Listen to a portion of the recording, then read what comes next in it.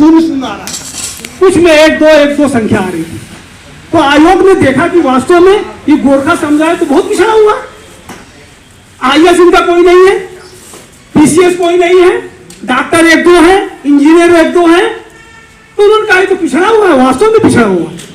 तो उस बेस पर उन्होंने हम लोगों का फाइल को स्वीकार किया और कहा वास्तव में अब गोरखाओं को आरक्षण मिलना चाहिए। अब आज से हम ये चाहते हैं कि कोई भी गोरखा इस बारे में लोगों से डिस्कस नहीं करेगा कि हम आरक्षण क्यों मांग रहे हैं।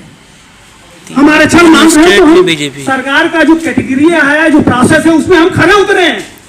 तेलंगाना आयोग ने देखा कि हाँ वास्तव में तो गोरखा जो इतनी जनसंख्या है प्रदेश में, उसमें तो ये लोग कुछ है नहीं, आईएएस कोई है नहीं दिखता है। इस बेस पे उन लोगों ने हमको स्वीकृत किया।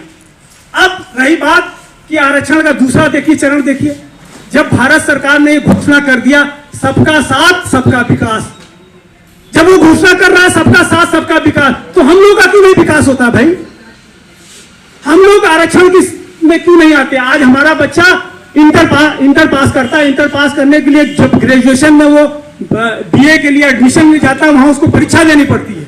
अगर वो आरक्षण में नहीं है तो वो बाइकाट कर दिया जाता है, कहता भैया तुम्हारा एडमिशन नहीं हो पाएगा। हमारा बच्चा बीए में एडमिशन नहीं पा पाता, नौकरी की तो बात छोड़ दीजिए आप, तो वो क्या करता है बेचारा? वो मजबूर होकर वो रिक्शा चलाता है या होटल में काम करता है। तो आप लोग ये छोटी छोटी बातों को आप क्यों नहीं समझते कि आरक्षण हम लोगों के लिए कितनी जरूरी है? और रही बात, हम लोग, आप लोग को डरना बिल्कुल नहीं चाहिए, क्योंकि हम किसी से कम नहीं है, ये हमारा इतिहास बताता है।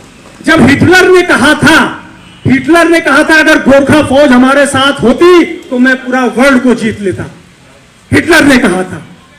और प्रथम field marshal Sam Manik Shah ने कहा था अगर कोई कहता है कि मैं मरने से नहीं डरता, या तो वो झूठ बोल रहा है या वो गोरखा है।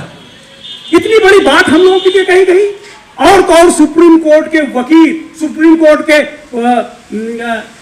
न्यायाधीश, उन्होंने भी कहा हम गोरखाओं के बारे में कि गोरखा तो इस देश की संपदा है, इस देश की संपदा है।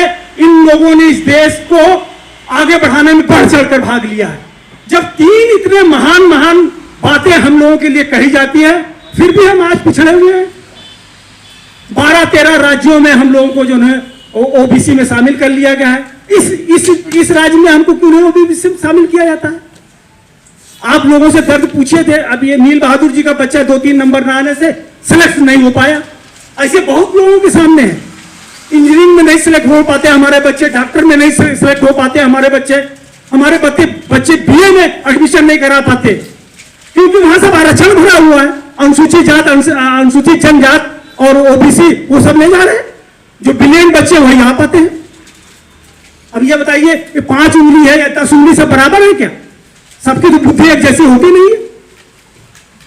तो ये सब